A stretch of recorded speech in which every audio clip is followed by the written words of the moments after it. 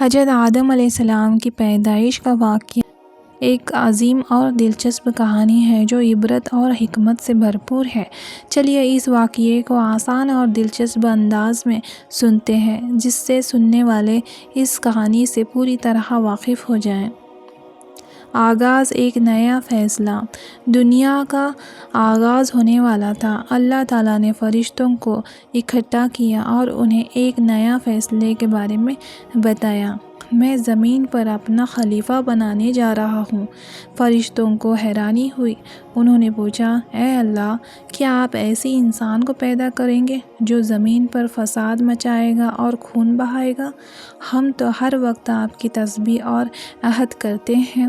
اللہ تعالیٰ نے جواب دیا، میں تو جانتا ہوں جو تم نہیں جانتے۔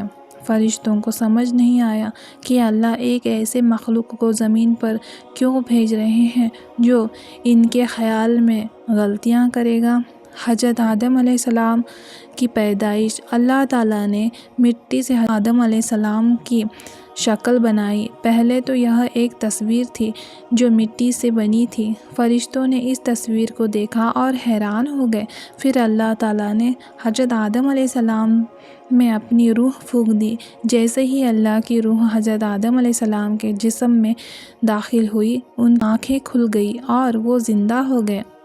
یہ ایک نیا آغاز تھا۔ اللہ تعالیٰ نے اپنی حکمت سے حضرت آدم علیہ السلام کو زمین پر ایک ذمہ دار مخلوق کے طور پر پیدا کیا تھا۔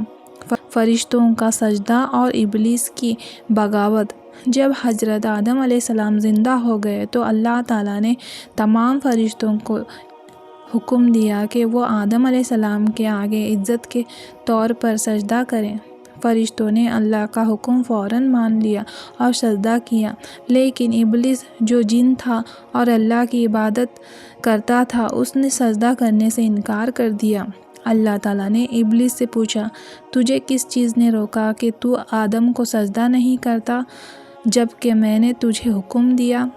ابلیس غرور میں آ گیا اور کہا، میں آدم سے بہتر ہوں۔ آپ نے مجھے آگ سے بنایا اور آدم کو مٹی سے، تو میں کیوں اس کے آگے جھکوں؟ تو ابلیس کے اس انکار کے بعد اللہ نے اسے اپنی حضور سے نکال دیا اور اس پر لعنت بھیجی۔ ابلیس نے اللہ کے سامنے اپنی دشمنی کا اعلان کیا اور کہا، میں انسانوں کو گمراہ کروں گا اور انہیں تیری راہ سے دور کروں گا۔ حضرت آدم علیہ السلام اور حضرت حوا علیہ السلام کا جنت میں داخل ہونا۔ اللہ تعالیٰ نے حضرت آدم علیہ السلام اور حضرت حوا علیہ السلام کو جنت میں داخل کر دیا جہاں ان کے لیے ہر نعمت تھی۔ اللہ نے انہیں ایک حکم دیا کہ سب کچھ کھاؤ پیو لیکن ایک خاص درخت کا پھل مت کھانا۔ لیکن ابلیس نے اپنی دشمنی کا پیغام سچ کر دکھایا۔ اس نے حضرت آدم علیہ السلام اور حضرت حوا علیہ السلام کو بہکانے کی کوشش کی اور انہیں کہتا رہا کہ اگر تم اس درخت کا پھل کھا لو گے تو تمہیں ہمیشہ کے لیے زندگی مل جائے گی۔ آخرکار ابلیس کی بات میں آ کے حضرت آدم علیہ السلام اور حضرت حوا علیہ السلام نے وہ پھل کھا لیا۔ جیسے ہی انہوں نے یہ پھل کھایا، انہیں اپنی غلطی کا احساس ہو گیا۔ وہ شرمندہ ہو گئے اور فوراً اللہ تعالیٰ سے معافی مانگی۔